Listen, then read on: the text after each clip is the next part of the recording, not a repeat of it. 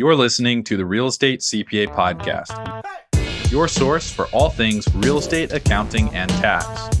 Here we reveal our secrets that can save you thousands in taxes, streamline your accounting process, and help grow your business. Stay tuned to hear insightful interviews with industry experts, successful real estate investors, and current clients on what strategies they use to grow their business and how they steer clear of Uncle Sam. Hey folks, thanks for tuning in to today's podcast episode with the Real Estate CPA. I'm your host, Brandon Hall, and whether you're a new or returning listener, we really appreciate you taking the time out of your day to listen to what we have to share. Today's episode is going to be a different look and feel than what we normally have. I'm flying solo and we won't have a guest. We recently released a 10,000 word web page called The Ultimate Guide to Tax Planning for Landlords and Buy and Hold Real Estate Investors. It has everything that you need, quite literally, if you're a landlord and you're looking for some tax tips. We're going to go over a few of those sections in that guide today, and I'll make sure it's linked in the show notes for all of you to make it easy to click to it. Before we jump into it, if you like the podcast, please give us a shout out on social media and leave us a review on iTunes. I think we're currently sitting at about 84 reviews, most of which are 5 stars. So a big thanks goes out to all of you who have left us a review so far. And don't forget that we are a CPA firm. We can most certainly help you with tax planning, accounting, and tax preparation. Go to www.therealestatecpa.com and click Become a Client to receive a free 30-minute consultation to figure out if you're a good fit. Tax planning should especially be on top of mind as we get closer to the end of the year. We've helped hundreds of investors recapture tax savings that prior tax preparers totally missed. Like recently, the client that has been using Dad's CPA for over 20 years, and Dad's CPA didn't know that cost segregation was a thing. We were able to recapture about $5 million in deductions for the clients, and you can imagine how happy the client was at the end of the day. So be like Marie Kondo. Does your CPA bring you joy? If not, get rid of them.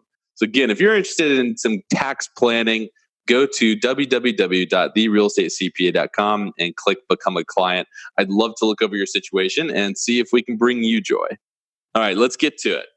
Today, we're going to go over that guide that I talked about, the ultimate guide to tax planning for landlords and buy and hold real estate investors. And specifically, we're going to look at section 10, 11, 12, and 13. So we're going to talk about improvements today and whether or not you can take passive losses. So anytime that you spend money on a rental, especially if it's related to a repair or some sort of construction or rehab, you have to ask, is this expenditure classified as a repair or is it classified as an improvement? And to get our answer, we have to review the tangible property regulations in the IRS code. But before we do, it's probably important to understand what the difference between a repair and a capital improvement actually is at the end of the day. A repair is an expenditure that is deducted currently. So I get the current benefit in full today. If I spend $5,000 on a repair, I get to deduct the $5,000 today, and that reduces my tax liability today. If instead I determine that that $5,000 expenditure should be a capital improvement, then I'm going to have to book it as a capital improvement on my balance sheet. I'm going to have to depreciate it over 5, 7, 15, or 27 and a half years, depending on the type of improvement. But if it is a 27 and a half year improvement, now I'm depreciating that $5,000 over 27 and a half years. That means that I'm taking a very small amount this year, a very small amount next year, and a very small amount for the next 27 and a half years. It's not the optimal tax solution. It's not going to save me a ton of money. The net present value for me, generally speaking, it's better to go ahead and deduct everything as repair if I can.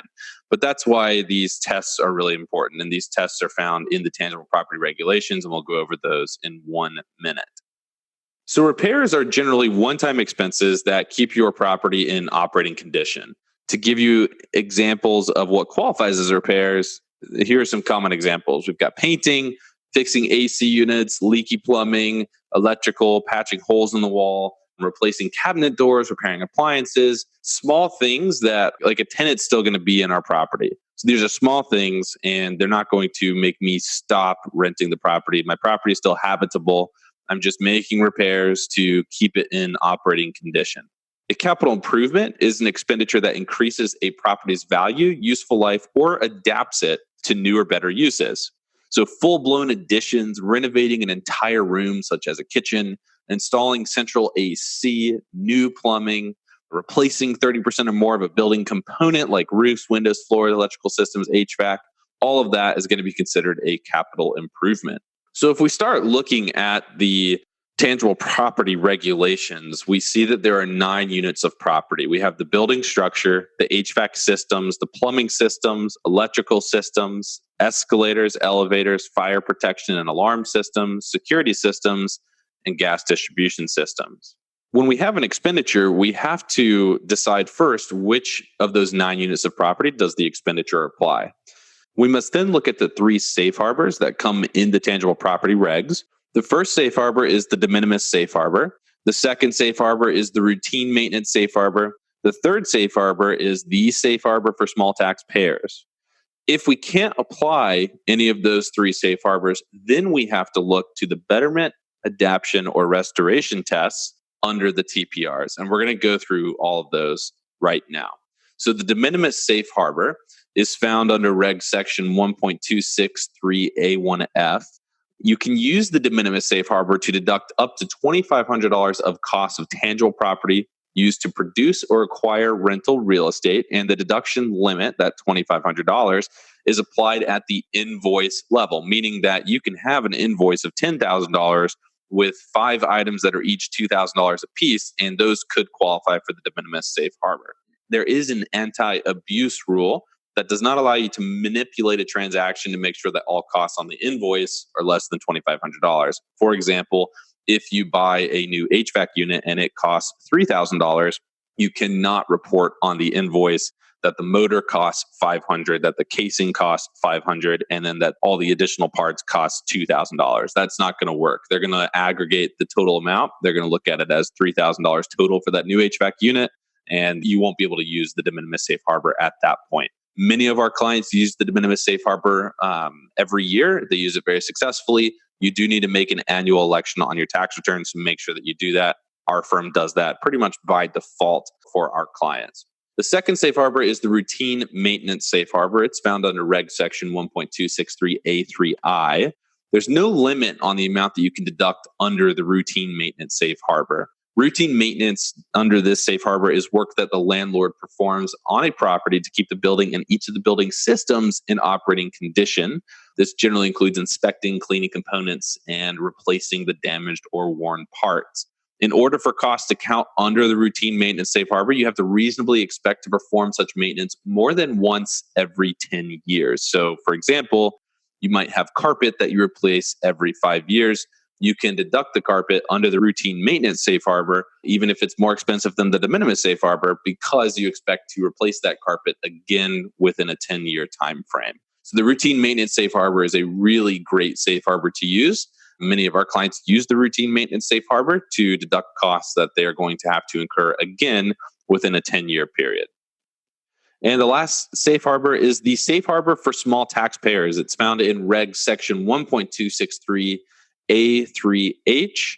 It allows real estate investors to deduct all of their repairs and maintenance on a property as long as the property's unadjusted basis is less than $1 million and the total aggregate cost of the repairs, maintenance, and improvements for that property were less than $10,000 or 2% of the unadjusted basis of the building, whichever is less. So the key to this safe harbor is really that $10,000 or 2% of the unadjusted basis of the building, whichever is less.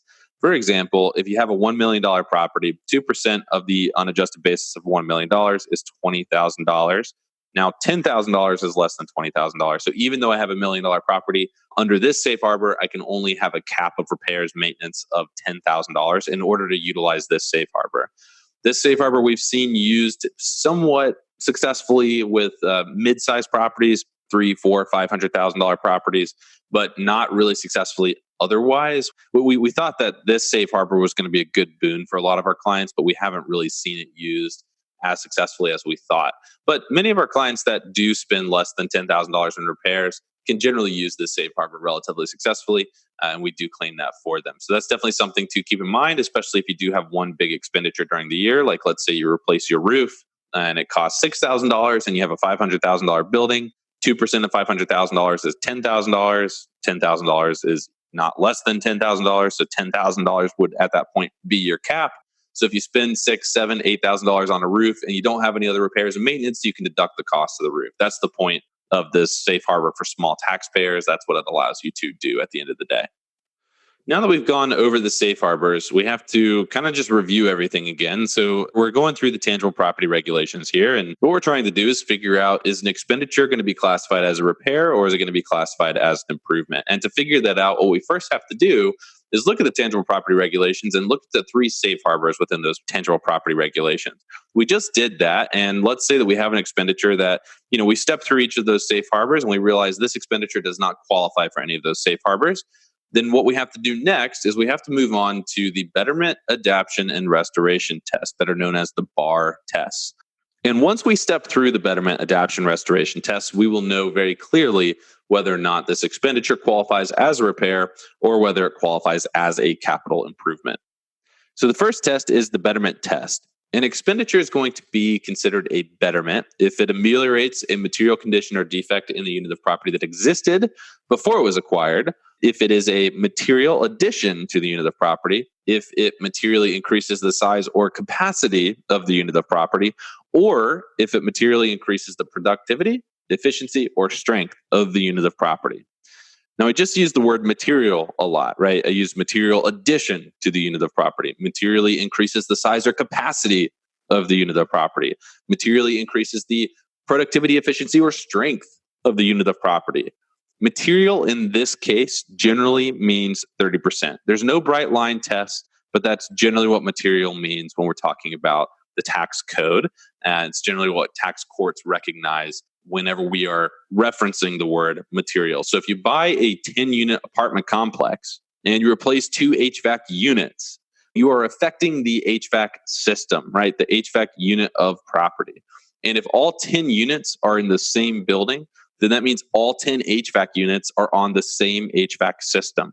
So if you only replace 2 HVAC units out of the 10, you could be considered to have replaced 20% of the HVAC system, thus not constituting a material improvement, a material addition, material increased size capacity, material increase in productivity, efficiency, or strength.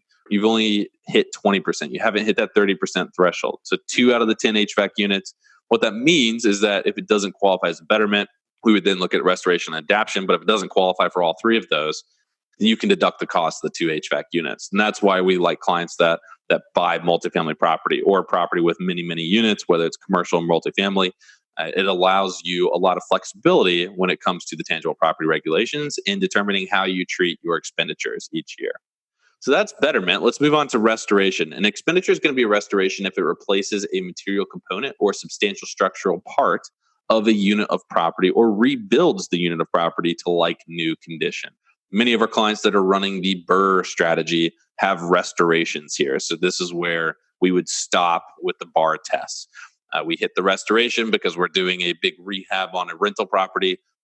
All those costs related to the restoration are generally going to be capitalized. However, that same threshold for materiality that applies to betterments, it's going to apply to restorations too. So again, keep in mind that 30% threshold, and that's 30% of the unit of property, right? So if I replace 1 window, it's not I replaced 1 window out of 12 windows. It's how does that 1 window translate into the entire structure, the entire building unit of property? So it does take some analysis, but that's kind of what we're looking at here. And then lastly, we have the adaptation test. We really don't see this fail very often. Adaptation is going to be when you are modifying a unit of property to serve a new or different use that's not consistent with the original ordinary use. Again, we don't really see this that often. Most of our clients buy single-family homes, multifamily homes, commercial properties, and we're not really adapting these to uses other than renting them out or leasing them out to tenants. All right, so that was the tangible property regs in a nutshell. Again, all of that is detailed on the Ultimate Guide to Tax Planning for Landlords and Buy and Hold Real Estate Investors. Check the show notes for a link to that web page. It's 10,000 words long, and we just hit 2 sections there. The next 2 sections we're going to jump into kind of build on it. And what I mean by that is if we look at the tangible property regulations and we decide that we can deduct a lot of our expenditures as repairs. In years that we have a lot of these expenditures that we can deduct as repairs, we're going to see big passive losses. The next question is, can you deduct the losses that your rentals create? There's a passive activity loss limitation that is available to anybody that actively participates in their rental activities. Active participation is generally defined as making management decisions, being involved with the rental property, or managing somebody that is involved with the rental property, like a property manager. So you're still making the high level management decisions.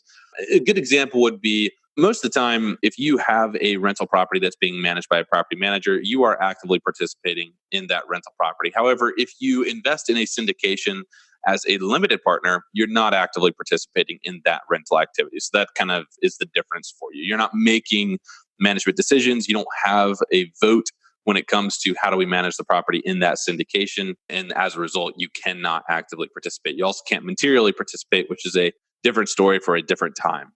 So as long as we are actively participating in the rental activity, we can utilize the passive activity loss limitations, and that allows you to deduct up to $25,000 in passive losses from your rental activities against your ordinary income. And that is as long as your modified adjusted gross income is $100,000 or less. The deduction, the $25,000 deduction, begins to be phased out by $1 for every $2 of modified adjusted gross income above $100,000. So when you hit $150,000, the entire $25,000 of passive loss allowance has been phased out. Again, the deduction is phased out by $1 for every $2 of modified adjusted gross income above $100,000. So this is good news for folks that have modified adjusted gross income of less than $100,000. You get a $25,000 passive loss allowance for any rental that you actively participate in. It's good news, but not as good of news for folks that have modified adjusted gross income between $100,000 and $150,000. Because while you can't use the entire $25,000 passive loss allowance, you do get to use a portion of it. It just kind of depends on where your modified adjusted gross income is on that scale of $100,000 to $150,000. That's going to determine how much of that $25,000 passive loss allowance has been phased out. But if your modified adjusted gross income is above $150,000, you cannot use the passive loss allowance at all. You have to start getting creative if you want to use your passive losses, or they will be suspended every year and they will be carried forward indefinitely until they can be utilized to offset passive income or gain on the sale of a rental property. There is one exception to that, though, and that's if you qualify as a real estate professional, which we're going to go through next. Most of our clients are above the $150,000 modified adjusted gross income threshold. We find ourselves getting very creative with a lot of our clients, trying to figure out how do we deduct the passive losses that their rentals are creating every single year. Because while suspended passive losses aren't that bad, I've talked a little bit about how suspended passive losses give you flexibility in the past on different content and everything. They're not that bad, but we still, from a net present value perspective, we want to utilize those passive losses as much as we possibly can immediately, if at all possible. So if your modified adjusted gross income is above $150,000, you're in the you've got to get creative space. And part of that creativity could just be qualifying as a real estate professional. That's the easy way out if you can swing it. So let's talk about qualifying as a real estate professional. First things first, the real estate professional is a tax election. So getting your real estate salesperson's license is not going to help you qualify as a real estate professional unless it helps you qualify for the number of hours. But the license itself, the IRS doesn't care. All they're looking at is hours for this tax designation. That's what the real estate professional is for the IRS. It's just a tax designation. You can't go put it on LinkedIn. It's not going to help you. To qualify as a real estate professional, you must spend 750 hours in a real estate trade or business and more than half of your time in a real estate trade or business compared to all of your other material participation activities. Employment is a material participation activity. So if you spend 2,000 hours with your employment, your W-2 job, you have to spend 2,001 hours in a real estate trade or business in order to qualify as a real estate professional. As a result, most folks that have full-time jobs don't qualify as a real estate professional. You can, however, qualify if you have a part-time job. You would need to track your hours at your part-time job, and then you would also need to track your hours working in your real estate trade or business to show that you spent more time on your real estate trade or business than you did in your part-time W-2 job. A real estate trade or business can be real estate sales, development, leasing, construction, or managing a rental portfolio. The problem that I see somewhat often is clients think that once they qualify as a real estate professional, they're good to go. They can deduct all the losses from their rental activities. And that's not the case. There's one more step, and that additional step is called material participation. Without demonstrating that you materially participate in your rental activities, you cannot deduct passive losses from your rental real estate activities. Now, if you hit the real estate professional hours, so remember that 750 hour mark, greater than half of your time, if you hit that with your landlording activities, you will meet the material participation test. You'll be fine. But if you are a real estate agent or broker, or if you are flipping homes, or if you're a real estate developer or wholesaler or property manager, you can qualify as a real estate professional with your property management, with your development, with your flipping, with your brokerage activities, with your leasing activities. You'll be able to qualify as a real estate professional.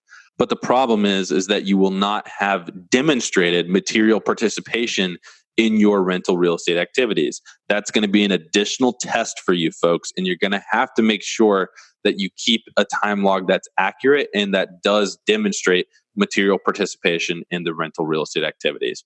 There's 7 tests to material participation. The most common tests that we see our clients use for material participation are spending more than 500 hours on your rental real estate activity. You can combine your rental real estate activities so that 500 hours is each individual property, unless you aggregate all the properties into one rental activity, which comes with its own set of risks. I do not recommend doing that without having professional advice and without really thinking about the future. But you can aggregate your rental activities into one rental activity and spend 500 hours across your entire portfolio at that point. That's what we see most of our clients that are qualifying as a real estate professional do. So the first test is 500 hours. The second test is 100 hours and more than anyone else. So if you're spending more time than your property manager, you can spend 100 hours and more time than your property manager. And then you don't have to spend the full 500 hours. But if you can qualify as a real estate professional and if you can demonstrate material participation, then your rental losses will become non-passive and you'll be able to offset your other ordinary income.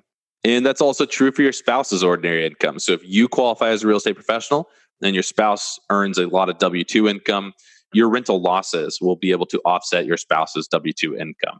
So to demonstrate how effective this is, let's say that your spouse earns $300,000 a year. The tax associated with that $300,000 W-2 income stream is probably between $90,000 to $120,000 a year, depending on where you live. You qualify as a real estate professional. You buy a $1 million apartment building. You then run a cost segregation study and you apply 100% bonus depreciation. And you're probably looking at right around a $300,000 first year deduction. So by you qualifying as a real estate professional, and by you materially participating in that $1 million apartment building, running a cost seg study, using 100% bonus depreciation, you can generate a massive first year deduction that is then factored into your overall passive losses.